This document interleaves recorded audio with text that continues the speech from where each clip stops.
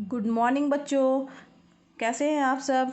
Class 10th की maths class में आप सबका स्वागत है। हम पढ़ रहे थे बच्चों चैप्टर नंबर 4 द्विघात समीकरण क्वाड्रेटिक इक्वेशंस। ठीक है बच्चों, प्रश्नावली 4.3 के क्वेश्चंस जो है हमने स्टार्ट कर दिए थे करना और हमने क्वेश्चन नंबर 7 तक जो है वो हल किए हैं। अब हमें स्टार्ट करना है आगे आज क्वेश्चन नंबर 8 से। तो क्वेश्चन नंबर 8 क्या कह रहा है बच्चों कि एक रेलगाड़ी एक समान चाल से 360 किलोमीटर दूरी तय करती है। यदि यह चाल 5 किलोमीटर प्रति आवर या 5 किलोमीटर प्रति घंटा अधिक होती तो वह उसी यात्रा में 1 घंटा कम समय लेती। रेलगाड़ी की चाल ज्ञात कीजिए। तो बच्चों ये क्वेश्चन जो है सिर्फ प्रश्नावली या क्लास 10th के हिसाब से ही इम्पॉर्टेंट नहीं है, बल्कि ऐसे प्रश्न जो है वो जनरली कंपटीशन वाले एग्ज़ाम में भी पूछे जाते हैं। तो ये इन क्वेश्चंस को कैसे करना है इसको आप ध्यान रखिएगा और आगे तक ये प्रश्न जो इस टाइप के हैं वो अलग अलग एग्ज़ाम्स में आते हैं। बैंकिंग हो गया या और भी रेलवे हो गया, ऐसे एग्ज़ाम्स में आते हैं, तो ये आपको बनने चाहिए। बहुत ही आसान है ये क्वेश्चन। इसके लिए जो है हल करने का तरीका जो है वो एक हमारा द्विघात समीकरण बनेगा और द्विघात समीकरण को जो है वो हम उसके मान ज्ञात करेंगे और मान ज्ञात करने पे ही जो मान आएगा वो इसका आंसर होगा। तो आइए चलिए देखते हैं इस प्रश्न को कैसे हल करेंगे। तो हल करते समय बच्चों सबसे पहले क्या करेंगे कि चूंकि यहाँ पे रेलगाड़ी की चाल ज्ञात करनी है, तो यानी हम उसी को चाल को ही मान लेंगे कि x किलोमीटर प्रति घंटा है। तो माना रेलगाड़ी की चाल x किलोमीटर प्रति घंटा है,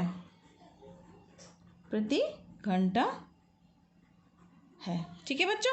अब यहाँ पे दिया हुआ है कि रेलगाड़ी जो है कितनी दूरी तय करती है, 360 किलोमीटर की दूरी तय करती है। तो जो चीज़ें बच्चों दी होती हैं उनको लिखना ज़रूरी है, पहले स्टार्टिंग में ही आप लिख दीजिए। तो दिया है रेलगाड़ी द्वारा तय की गई दूरी, कितनी दूरी तय करती है, 360 किलोमीटर। ठीक है। अब चूंकि फार्मूला हमें पता है चाल बराबर क्या होता है बच्चों, चाल बराबर होता है दूरी बटे समय। ठीक है, चाल बराबर दूरी बटे समय हम लिखेंगे, आता है चाल बराबर होता है दूरी बटे समय। ये छोटे छोटे फार्मूले हैं, ये आपको लगाते लगाते सवाल ही याद हो जाएंगे। तो समय बराबर क्या हो जाएगा, समय को बच्चों यहाँ ऊपर कर देंगे और चाल क्या हो जाएगी हमारी नीचे आ जाएगी। तो समय बराबर क्या हो जाएगा, दूरी बटे चाल। समझ में आ रहा है ना। ठीक है। अब समय जो है क्या हो जाएगा, समय बराबर हो जाएगा, दूरी हमारी कितनी है बच्चों 360 है और चाल हमारी कितनी है x है। तो ये समय जो है वो क्या हो जाएगा, चूँकि ये किलोमीटर प्रति घंटा है तो ये जो समय हो जाएगा वो इतने घंटे हो जाएगा। ठीक है, ये समझ में आया। अब प्रश्न देखिए क्या कह रहा है कि एक समान चाल से 360 किलोमीटर प्रति दूरी तय करती है। यदि यह चाल 5 किलोमीटर घंटा अधिक होती, यानी जो हमारी चाल हमने मानी है यक्स उससे 5 किलोमीटर ज़्यादा होती, यानी कुल कितनी चाल होती बच्चों, यक्स प्लस 5 होती। ठीक है, तो वह उसी यात्रा में 1 घंटा कम समय लेती। यानी कि ये जो हमने ये पूरी जो समय इसने लिया है 360 माइनस या 360 अपॉन एक्स लिया है उसमें से 1 घंटा कम समय लेती। तो अगर चाल क्या हो जाती है बच्चों, चाल दिया हुआ है इसमें कि 360 बटे एक्स प्लस 5, क्योंकि 5 किलोमीटर बढ़ा दिया है। तो प्रश्नानुसार क्या कह रहा है हमारा, चाल क्या हो जाएगी हमारी 5 किलोमीटर प्रति घंटा अधिक होती ना। यदि चाल 5 किलोमीटर प्रति घंटा अधिक होती, अर्थात चाल कितनी होती, यक्स प्लस 5। ठीक है, ये हो गई हमारी चाल। अब यहाँ पे ध्यान दीजिए, ये तो हमारी चाल हो गई। अब इसके बाद ये कह रहा है कि वह उसी यात्रा में 1 घंटा कम समय लेती। अगर चाल ये है तो समय बराबर क्या हो जाता है हमारा 360 बटे यक्स प्लस 5, क्योंकि चाल जो है हमारी क्या है यक्स प्लस 5 दी हुई है। समय तो ये जो है इतने किलोमीटर दूरी तो उतनी ही रहेगी ना, तो ये समय हो गया कब? जब चाल हमारी x+5 है। अब यहाँ पे ध्यान दीजिए, ये प्रश्न कह रहा है कि यदि चाल जो है, यदि चाल 5 किलोमीटर प्रति घंटा अधिक होती तो वह उसी यात्रा में 1 घंटा कम समय लेती। अब इसके द्वारा यानी समय कितना लगा हमारे पास, ये लगा, ठीक है। तो ये जो समय लगा है, ये इस समय से क्या होता, 1 घंटा कम, मतलब कम समय लेगी, यानी ये वाला समय क्या हो गया हमारा, 1 घंटा ज़्यादा हो गया। तो इसका मतलब हुआ कब बराबर होगा ये, 360/x+5 जो है वो क्या हो जाएगा, 360/x में से 1 घंटा माइनस कर देंगे। जब इसमें से जो समय 1 घंटा क्या हो रहा है बेटा, कि 1 घंटा कम समय लेती, कम समय लेती मतलब कि अगर हम इसमें से जो हमारा ये समय है उसमें से 1 घंटा घटा देंगे तो ये हमारी जो है दूसरी वाली जो इतने किलोमीटर चाल होती है x+5 वाली, उसके लिए उसके बराबर हो जाता, ठीक है। तो ये हो गया हमारा प्रश्नानुसार जो है ये कथन हो गया। अब यहाँ ध्यान दीजिए बच्चों, इसको हल करेंगे तो यहाँ पे 1 इस तरफ लेके आएंगे, क्या आ जाएगा, 1 = हो जाएगा, इसको इस तरफ लेके आए हैं तो 360/x, और ये वाला पद जो है इस तरफ आएगा -360/x+5। अब यहाँ क्या होगा, लघुत्तम हो जाएगा बच्चों। हाँ बच्चों, अब इसका लघुत्तम लेंगे, क्या जाएगा, x × x+5, ठीक है। अब यहाँ पे x दिया हुआ है, यानी 360 का गुणा किससे हो जाएगा, x+5 से होगा, और माइनस यहाँ ऊपर 360 दिया हुआ है, इसका गुणा किससे हो जाएगा बच्चों, × x से, ठीक है, समझ में आया। अब यहाँ पे बराबर में 1 ही है, यानी कि ये इस तरफ जाएगा तो क्या हो जाएगा, x² + 5x, और यहाँ पे हल करेंगे तो 360x + 5 का 0, 5 का 30 की 0, हाथ क्या है 3, और 5 3 15 16 17 18, 1800 आ गया, और -360x, 360x से 360x कैंसिल हो जाएगा। तो हमारे पास यहाँ ध्यान दीजिए बच्चों, क्या एक द्विघात समीकरण बन जा रहा है, x² + 5x, और ये 1800 को हम इस तरफ लेके आते हैं क्योंकि हमें बराबर क्या चाहिए बच्चों, 0 चाहिए द्विघात समीकरण के लिए। द्विघात समीकरण का स्वरूप क्या होता है, ax² + bx + c = 0 होता है। तो ये उसी फॉर्म में हमारा प्राप्त हो गया है। सॉरी, ये 1 कहाँ से आ गया, 1800, ठीक है, ये = 0। अब यहाँ पे देखिए बच्चों, हमें क्या करना है, गुणनखंड मेथड अपनाना है, और गुणनखंड मेथड के लिए क्या करेंगे बच्चों, ये जो c का मान है, ठीक है, यहाँ पे तो 1 ही है, यानी हमारा क्या हो गया, 1800 जो है a और c की, a × c क्या हो गया, 1800। अब 18 ये रफ है वर्क आपका, a और c का जो गुणनफल प्राप्त है, इसको हमें ऐसे 2 भागों में तोड़ना है कि उनको जोड़ने या घटाने पर 5x प्राप्त हो, ठीक है। तो यहाँ पे 40 और 45 अगर हम ले लेते हैं, 40 संख्या ले लेते हैं, 45 संख्या ले लेंगे, तो इन दोनों का मल्टीप्लाई करेंगे तो 1800 आ जाएगा, और घटाने पर कितना आएगा बच्चों, 5, ठीक है। तो 45 में से 40 गया तो 5 आ जाएगा। तो इसको गुणनखंड विधि से हम हल करेंगे, यहाँ लिख भी सकते हैं क्या, गुणनखंड मेथड से या गुणनखंड विधि से हल करने पर। अब हल करने पे क्या हो जाएगा, x² हो गया। अब यहाँ पे क्या लिखेंगे, +45x है, और यहाँ पे -40x, 45x में से 40x जाएगा तो 5x ही आएगा ना, और -1800 जो है वो जो का त्यों उतर जाएगा हमारे पास में। अब यहाँ पे x कॉमन दिख रहा है, x कॉमन लेंगे तो क्या आ जाएगा बच्चों, x + 45, यहाँ पर क्या कॉमन आ सकता है, 40 कॉमन आएगा तो x + 45, समझ में आ रहा है ना। अब यहाँ ध्यान दीजिए, यहाँ पे ये दोनों चीज़ें एक जैसी हैं, यानी ये दोनों चीज़ें कॉमन आ जाएगी, x + 45 कॉमन लेंगे तो क्या आ जाएगा, x - 40 = 0, ठीक है, यानी x + 45 = 0, और x माइनस, यहाँ पे लिखिए x - 40 = 0, तो x = क्या आ जाएगा, -45 आ जाएगा, और x = क्या आ जाएगा, 40 आ जाएगा। अब चूंकि चाल लिखा है तो चाल तो ऋणात्मक नहीं हो सकती ना बच्चों, x, तो इसका मतलब है ये ऋणात्मक जो हमारा मान आ रहा है इसे हमें छोड़ना पड़ेगा, क्योंकि चाल जो है वो ऋणात्मक नहीं हो सकती है। यहाँ लिख देंगे कि x = -45 जो है वो ऋणात्मक है इसे छोड़ने पर, क्यों छोड़ रहे हैं बच्चों? क्योंकि चाल जो है वो ऋणात्मक नहीं होती है, ऋणात्मक नहीं होती। समझ में आ रहा ना? छोड़ने पर क्योंकि भी लिख दीजिएगा, क्योंकि चाल ऋणात्मक नहीं होती है। तो अब रेलगाड़ी की चाल हमारी क्या आ जाएगी? x बराबर जो 40 आया है, तो अतः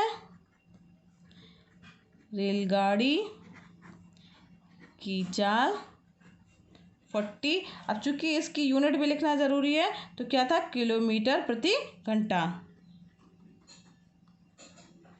घंटा होगी। ठीक है, यही हमारा आंसर आ गया। तो कुल मिला के ये है बच्चों कि जो भी इसमें कंडीशन दी हुई हैं उनको प्रश्न में जो जो चीज़ें दी हुई हैं उसके अनुसार जो है हम रखेंगे तो हमें एक द्विघात समीकरण प्राप्त होगा, और द्विघात समीकरण को जब हम हल करेंगे तो जो मान आएगा वही इसका आंसर होगा। ठीक है बच्चों, ऐसे क्वेश्चन जो है अक्सर आते हैं, इसलिए ध्यान से करिएगा इनको। अब आइए आगे चलते हैं, इसके आगे जो क्वेश्चन बताने जा रहे हैं इस तरह के भी प्रश्न हर बार जो है एग्ज़ाम में भी आते हैं, साथ ही साथ जो है वो बहुत सारी प्रतियोगी परीक्षाओं में भी आते हैं। तो आइए चलते हैं प्रश्न नंबर 9 की ओर। हाँ बच्चों, क्वेश्चन नंबर 9 है कि 2 पानी के नल एक साथ हौज को 9 सही 3/4 घंटे में भर सकते हैं। बड़े व्यास वाला नल हौज को भरने में कम व्यास वाले नल से 10 घंटे कम समय लेता है। तो प्रत्येक नल के द्वारा अलग से हौज को भरने का समय ज्ञात कीजिए। यहाँ ध्यान दीजिए, क्या इस यहाँ पर हमारे पास 2 नल हैं, एक बड़े व्यास वाला नल है और दूसरा क्या है? कम व्यास वाला नल है। तो बड़े व्यास वाला नल जो है वो भरने में कम व्यास वाले नल से 10 घंटे कम समय लेता है। यानी हम क्या करेंगे बच्चों, जो छोटे व्यास वाला नल है उसको हम मान लेंगे कि वो x घंटे में पानी को भरता है, हौज को भरता है। ठीक है, तो सबसे पहले स्टार्टिंग देखिए कैसे करेंगे इसका कि हल समझ लीजिए। इसको ऐसे लिखेंगे, माना छोटे व्यास वाला नल जो है वो हौज को x घंटे में भरता है, मान लिया हमने में भरता है। तब बड़े व्यास वाला कितनी देर में भरेगा? लिखा है कि कम व्यास वाले नल से 10 घंटे कम समय लेता है, यानी x-10 घंटे में भरेगा। भाई x घंटे में ये भरता है और वो 10 घंटे कम समय लेता है बड़ा वाला, तो क्या हो जाएगा? बड़े व्यास वाला नल x-10 घंटे में हौज को भरेगा। समझ में आ रहा है ना बच्चों? अब लिखा है कि दोनों पानी के नल एक साथ हौज को 9 सही 3/8 घंटे में भर सकते हैं।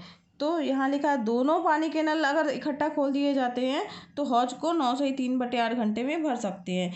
यानी कि हौज को कुल मिला के भरने में कितना समय लगा? दोनों नल द्वारा हौज को भरने में लगा समय। कितना समय लगा बच्चों? दिया हुआ है प्रश्न में 9 सही 3/8 घंटा। ठीक है, इतने घंटे लगे। अब 9 सही 3/8 घंटे का क्या मतलब हुआ बच्चों? 9 सही 3 घंटे, इसको 9 का गुणा 8 में होगा, 8×9 72 और 3 जुड़ेगा, 72 और 3 75/8 घंटे। ठीक है, तो दोनों नल के द्वारा हौज कितनी देर में भर जाएगा? 75/8 घंटे में भर जाएगा।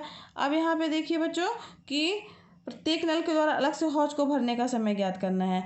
तो छोटे व्यास के द्वारा 1 घंटे में भरा गया हौज कितना होगा?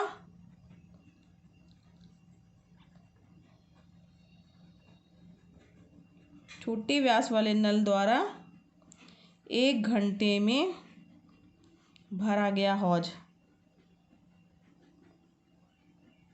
कितना हो जाएगा बच्चों? x घंटे में भरता है, तो यानी 1 घंटे में कितना भरेगा? 1/x। ठीक है, और इसी तरह बड़े व्यास वाले नल द्वारा 1 घंटे में भरा गया हौज कितना हो जाएगा? 1/x-10 हो जाएगा। समझ में आ रहा है ना बच्चों? अब इसके बाद दोनों के द्वारा 1 घंटे में भरा गया हौज,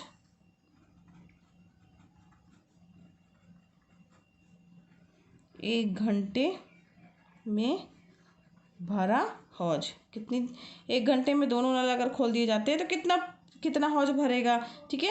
तो 8/75 इसका अपोजिट हो जाएगा, ठीक है। भरने में लगा जो समय है, हौज मतलब वही टंकी। कई बार अक्सर जो है टंकी करके क्वेश्चन आते हैं कि टंकी भरनी है, दोनों नल खोल दिए गए हैं, कितनी देर में भरने में समय लगेगा, अलग अलग नल के द्वारा कितना समय लगेगा, ऐसे करके ऐसे क्वेश्चन जो है प्रतियोगी परीक्षाओं में अक्सर ही पूछे जाते हैं बच्चों। तो इनको करने के लिए जो है सबसे पहले हम एक जो दिया होगा क्वेश्चन में उसको यक्स मानेंगे, जो चीज़ पूछा गया है, फिर उसी के अनुसार जो जो चीज़ें प्रश्न में दी हुई हैं प्रश्न के अनुसार ही जो है उनको हम कथन के अनुसार, प्रश्न में दिए गए कथन के अनुसार उनको करते जाएंगे और इसके बाद हमें एक द्विघात समीकरण प्राप्त होगा। तो ये 1 घंटे में भरा हो हमारा आ गया इतना। तो फिर 1/x plus 1/x minus 10 equal to क्या हो जाएगा बच्चों, 8/75। 1 घंटे में क्यों, क्योंकि दोनों के द्वारा मिलकर के 1 घंटे में भरा गया ना। 1 घंटे में छोटे वाले नल ने भरा, 1 घंटे में बड़े व्यास वाले नल ने भरा, और 1 घंटे में इतना टोटल होज हमारा भर गया है, ठीक है। अब इसको हल करते हैं, लघुत्तम आ जाएगा x इंटू x माइनस 10, ठीक है, इक्वल टू यहाँ यक्स यहाँ लिया तो ऊपर क्या जाएगा x माइनस 10 प्लस यक्स, ठीक, इक्वल टू 8/75। यक्स और यक्स कितना हो गया बच्चों, 2x माइनस 10, और यहाँ पे क्या हो जाएगा x माइनस 10 इक्वल टू 8/75।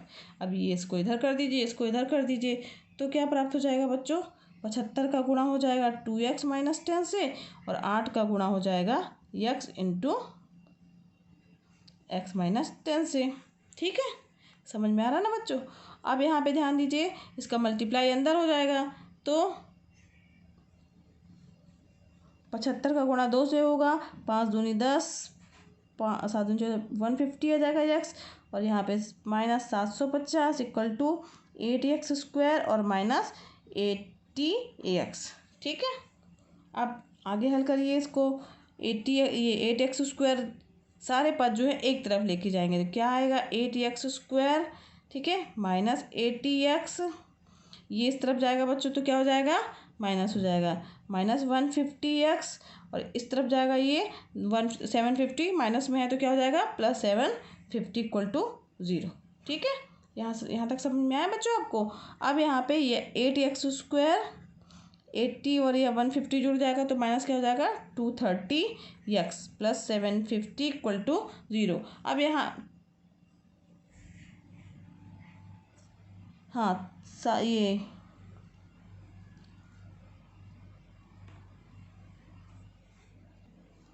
यहाँ पे बच्चों देखिए क्या कॉमन हो जा रहा है, 2 सबसे कॉमन आ जा रहा है, 2 कॉमन हो जाएगा, क्या बचेगा 4x² माइनस 1, और यहाँ पे क्या जाएगा 15x प्लस, और यहाँ पे हो जाएगा 375, ठीक है, इक्वल टू 0। अब यहाँ 2 हो गया, यानी 4x² minus 115x plus 375 equal to 0। आइए आगे देखते हैं। ये बच्चों हमारा एक द्विघात समीकरण प्राप्त हो गया है। अब इसको हम गुणनखंड विधि से करेंगे हल। तो इसके लिए क्या मैंने बताया, a और c यानी ax² plus bx plus c में a और c यानी 4 इंटू 375 इनका गुणा करेंगे, देखेंगे कितना प्राप्त हो रहा है, ठीक है। तो गुणा करेंगे कितना प्राप्त होगा बच्चों, तो ये 5 चौक 20 की 0, हाथ की आई 2, और 7 चौक 28, 29 30 की 0, हाथ की आई 3, 4 3 12 और 3 1500, ठीक है। तो यहाँ पर हमें जो है 1500 को बच्चों, अब यहाँ तो इनका मल्टीप्लाई a और c का मल्टीप्लाई जो है वो हमारा आ गया 1500। अब 1500 को बच्चों ऐसे 2 भागों में तोड़ना है कि जिनको जोड़ने या घटाने पर 115 माइनस 115 प्राप्त हो। जोड़ने या घटाने पे क्या प्राप्त हो बच्चों, माइनस 115 प्राप्त हो। तो अब इसके लिए जो है क्या करेंगे, अगर हम 100 ले लेते हैं और 100 और 15, ठीक है। तो इनका मल्टीप्लाई करेंगे 100 और 15 का, तो क्या आ जाएगा 1500 आ जाएगा, और साथ ही साथ 100 में 15 जोड़ेंगे तो कितना आ जाएगा 115 आ जाएगा। क्योंकि यहाँ माइनस लगा हुआ है इसलिए हमें -100 और -15 लेना पड़ेगा। समझ में आ रहा है बच्चों? चलिए आइए देखते हैं, इसको करते हैं आगे। तो ये क्या हो जाएगा 4x² -100x, ठीक है, और -15x + 375 = 0। 115 को हमने दो भागों में ऐसे तोड़ा है कि इनको मल्टीप्लाई करने पर इन दोनों का मल्टीप्लाई आए और जोड़ने या घटाने पर बीच वाला पद हमारा प्राप्त हो। ये गुणनखंड मेथड जो है यही कहलाता है। इसी तरीके से इसको तोड़ा जाता है। तो अब इसमें से देखिए बच्चों क्या कॉमन हो जा रहा है, 4x कॉमन हो जाएगा, क्या बचेगा x माइनस और 25 आ जाएगा बस। और यहाँ पे क्या आ जाएगा, यहाँ पे -15 कॉमन ले लेंगे तो क्या प्राप्त हो जाएगा x - 25 = 0। यहाँ पे क्या दोनों में देखने पे क्या कॉमन हो रहा है, x - 25 दोनों में कॉमन है, तो क्या हो जाएगा x - 25 अगर हम कॉमन लेंगे क्या आ जाएगा बच्चों, x - 4x - 15 = 0। तो x - 25 = 0 या 4x - 15 = 0, ठीक है। तो x बराबर क्या आ जाएगा 25, या तो x बराबर क्या आ जाएगा 15/4, ठीक। अगर यदि x बराबर 15/4 लेंगे ना, अगर हम x की जगह मान लीजिए 15/4 लेते हैं तो x - 10 करेंगे, यानी 15/4 और उसमें से 10 घटाएंगे तो क्या आ जाएगा, जो भी मान आएगा बच्चों ये जो रहेगा वो 0 से छोटा होगा, ठीक है। अब 0 से छोटा है तो ये तो नहीं हो सकता ना कि 0 से संख्या छोटी आए। 0 से छोटे होने का मतलब है ये संख्या क्या होगी बच्चों, ऋणात्मक आएगी, ठीक। तो यहाँ पर अब क्या होगा, क्योंकि 10 जो है वो बड़ा है 15/4 से, तो ये हमारी जो है संख्या, ये x का मान जो है वो छोड़ दिया जाएगा। तो कुल मिला के x का मान कितना आएगा 25। तो x क्या चीज़ था बच्चों, छोटे व्यास वाले नल का हौज जो है वो x घंटे में भरता है, तो यही आंसर है। तो उत्तर क्या लिखेंगे, अतः छोटे व्यास वाला नल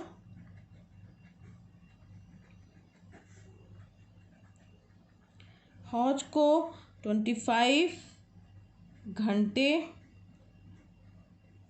में भरता है। और बड़ा वाला कितने में भरेगा बच्चों, x - 25, ठीक है, x - 10। अतः बड़े व्यास वाला नल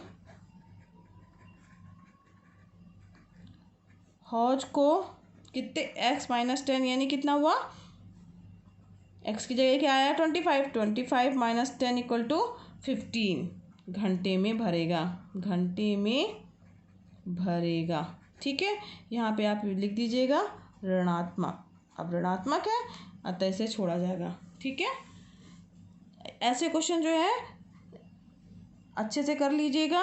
अब इसके आगे के 2 क्वेश्चन बचे हुए बच्चों, ये दोनों भी इसी टाइप के हैं। जो प्रश्न में दिया हुआ है वो उसको एक बार जो चीज़ पूछा गया है उसको x मानेंगे और प्रश्नानुसार जो है हम उसका जो दिया हुआ है प्रश्नानुसार वो उसी तरीके से हम उसके द्वारा जो है वो द्विघात समीकरण हमें प्राप्त होगा। प्रश्न के अनुसार जो दिया हुआ है तो उस द्विघात समीकरण को जब हम हल करेंगे बच्चों तो वो उसका आंसर प्राप्त हो जाएगा, ठीक है। उसी शर्तों को हमको लगाना है। तो ये क्वेश्चन नंबर 10 और 11 जो है वो आपके होमवर्क है। तो ये प्रश्नावली आज यहीं ख़त्म हुई। अब आगे जो है हम नेक्स्ट लेसन प्रश्नावली 4.4 जो है बच्चों वो हम नेक्स्ट जो है वो दिन पढ़ेंगे और स्टार्ट करेंगे। आज के लिए इतना ही बच्चों, थैंक यू।